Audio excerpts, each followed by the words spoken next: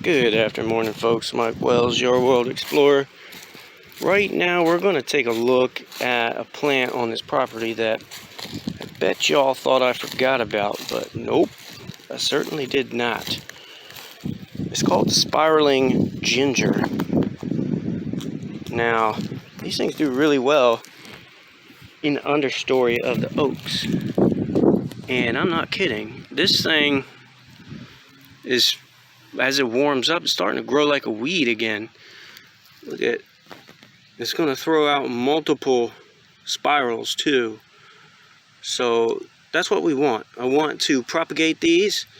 I'll thin them out when they get a lot taller.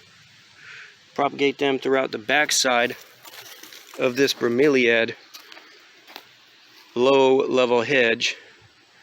And over time, this is going to evolve into a very beautiful scene. Plus, the spiraling ginger produces these flowers that they're kind of like sweet and sour. So they're edible and they're crunchy and they taste really good. Anyhow, thanks for watching. Don't forget to like and subscribe, as it helps the channel out quite a bit. And stay tuned, as I'll keep you updated on the progress of these spiraling gingers. Have a good day.